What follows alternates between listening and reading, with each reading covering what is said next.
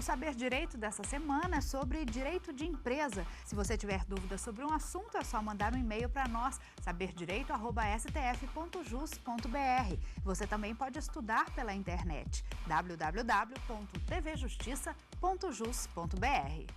Olá, meu nome é Joaquim Fernandes, vou continuar as aulas de Direito Empresarial. Hoje, a nossa aula será sobre a administração da sociedade empresarial.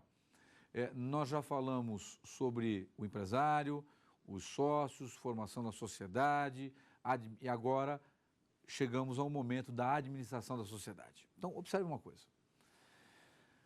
Quando eu falo de administração da sociedade, eu tenho que imaginar que dentro daquela minha estrutura, vejam que às vezes eu sou até repetitivo em alguns momentos, porque você que está ouvindo e vendo a gente aí, tem que saber o seguinte: para direito empresarial eu preciso encaixar as coisas para eu poder desenvolver um raciocínio.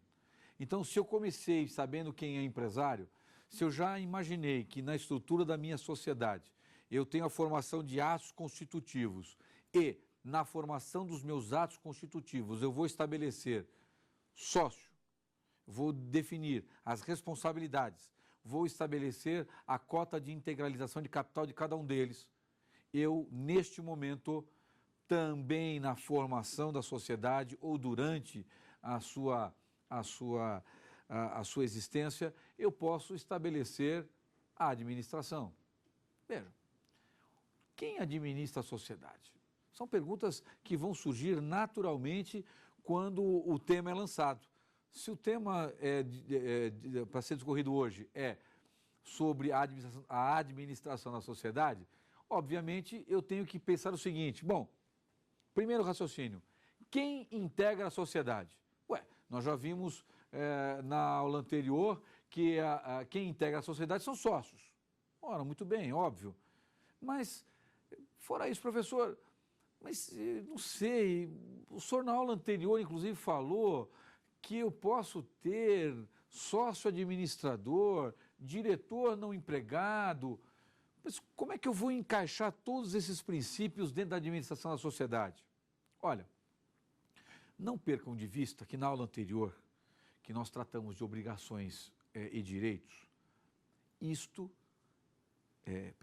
esta matéria, direitos e obrigações de sócio na sociedade, devem ser os dois grandes pilares no raciocínio que nós vamos desenvolver sobre a administração. Porque a administração da sociedade, já disse a vocês, é de uma clareza absoluta. Quem administra? Quem está lá no contrato social. Mas só. Mas quais são os seus efeitos? Como é que é possível? Como vai se desenvolver? Eu posso estabelecer alguma regra diferenciada? Eu posso colocar um terceiro estranho à sociedade para administrar? Como fica? E principalmente, que é o que preocupa o direito, é o que motiva a redação dos artigos que nós vamos discutir no dia de hoje. Mas os terceiros, as pessoas com as quais a sociedade ela mantém relacionamento. Por quê? Porque, obviamente, o direito aqui empresarial, ele tem dois grandes círculos para nós analisarmos. O primeiro, a disciplinar entre os sócios suas responsabilidades, obrigações, direitos, para que nenhum deles seja prejudicado por uma interpretação equivocada na redação dos seus atos constitutivos. Mas também o direito empresarial, ele quer preservar, como disse agora, a relação entre os sócios, mas também ele quer preservar a responsabilidade da sociedade, defini-la em relação a terceiros. Por isso que eu falo, e o título da aula de hoje, o tema da aula de hoje, é a responsabilidade da administração da sociedade. Tão importante, mas tão importante, que motiva são 7, 8 artigos neste capítulo, que nós precisamos enxugar para vocês poderem entender. E olha, como as aulas elas vão se encadeando. Lembrem-se que quando eu falei da quem pode ser, houve até uma pergunta aqui, quem pode ser empresário? Né? E eu disse, olha, em regra, o que está escrito no código, qualquer um pode ser empresário, desde que ele tenha capacidade civil, não esteja no rol dos impedidos. Então vejam só, por que isso? Agora os senhores vão perceber a importância, nós já discutimos isso naquele momento, mas agora vai ficar mais evidente. Ora, quando eu disse lá, olha, quem pode ser empresário? O capaz civilmente, o que não é impedido de comerciar. É porque eu tenho que pensar nas responsabilidades assumidas pelo sócio no exercício da atividade empresarial. Ora, eu não posso permitir, e a lei não permitiu assim, também assim o entendeu, de ter uma pessoa incapaz na sociedade, ela era capaz quando participou da sua Constituição, tornou-se incapaz no curso do exercício da atividade empresarial. Eu não posso permitir que ela permaneça incapaz, sem que haja a sua interdição, sem que haja a necessidade de um representante integrar a sociedade em nome daquele que já não mais possui capacidade plena para o exercício da atividade empresarial. Então, observem que para eu entender, vejam só, para que eu entenda responsabilidade na administração da sociedade, eu preciso voltar os meus olhos para artigos antecedentes que cuidam da capacidade. Sim, porque a rigor, vejam só, o sócio, se eu não definir na sociedade quem vai gerir a sociedade, nominando-o de sócio-gerente, em regra, todos podem praticar este ato de gerência. Atenção. Gerência, quando se fala em atos de gerência, eu já disse isso e repito, para que você não se confunda. Por favor, não confunda gerente com sócio-gerente. Gerente é aquele que é empregado, exerce atividades com vínculo de emprego, ok? Tanto que no artigo 843 da CLT está lá escrito, né? Quem pode representar a empresa? O sócio, gerente ou o seu preposto. Sócio, vírgula, gerente ou preposto. Então é gerente empregado, ok? Não é o sócio-gerente. Quando eu falo de gerência da sociedade, eu falo até usando o senso comum. O que é ser gerente? Quando você vai a uma loja e alguém lhe apresenta o gerente, você está imaginando que está diante do sujeito que personifica o empregador, não é? Você olha para uma plaquinha escrito gerente. Então, ele é a autoridade máxima para resolver o problema que você levou para ele. Muito bem. Pegue este exemplo absolutamente singelo e coloque-o no âmbito da sociedade. Quem é o sócio-gerente?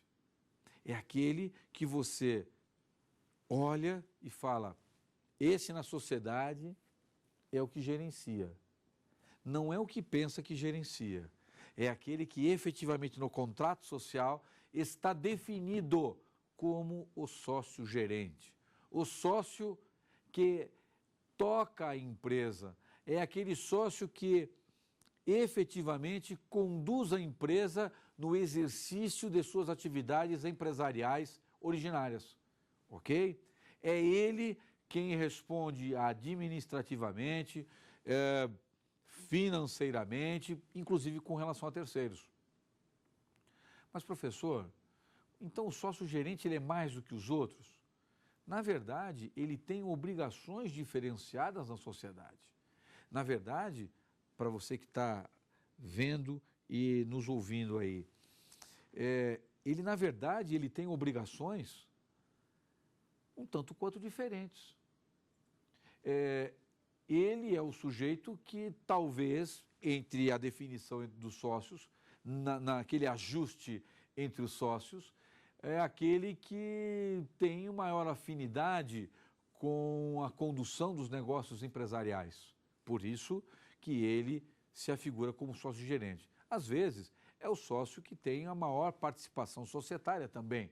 Então, quando eu olho nas cotas, uma cota de 100%, 80%, ele é o sócio cotíssimo em 80%, então, naturalmente, será ajustado, será definido que ele será o sócio gerente. Perfeito? Vamos à leitura do nosso primeiro artigo de hoje, nesta aula de responsabilidade na administração da sociedade. Olha só, 1010 do Código Civil. O 1010 diz o seguinte: quando, por lei ou pelo contrato social, competir aos sócios decidir sobre os negócios da sociedade, as deliberações serão tomadas por maioria de votos, contados segundo o valor das cotas de cada um. Antes de eu discutir o artigo 1010, me parece que devemos ter uma primeira pergunta no dia de hoje. E eu vou esperar a primeira pergunta.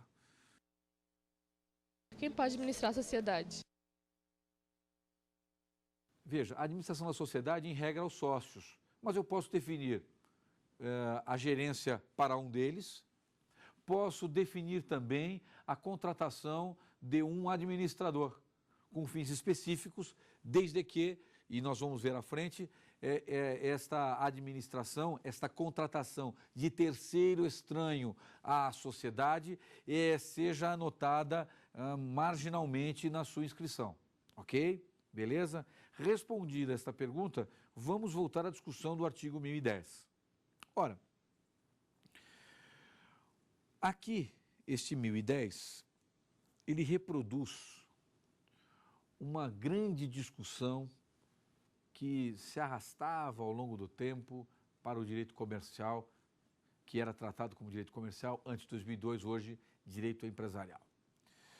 Uma das grandes discussões que havia no direito comercial, portanto anterior a 2002, envolvia empresas com seus pequenos acionistas, empresas com participações societárias diferenciadas. Então, quis o legislador, neste momento e em momento mais futuro no Código Civil, preservar a manifestação dos pequenos acionistas, a manifestação de uma forma equilibrada entre os sócios nas chamadas deliberações, a expressão é bonita, deliberações assembleares. Meu Deus do céu, o que significa deliberações assembleares? Nada mais do que as decisões tomadas em assembleia, não é? Assembleares, não é? Eu substituo a expressão de assembleia por assembleares. Muito bem.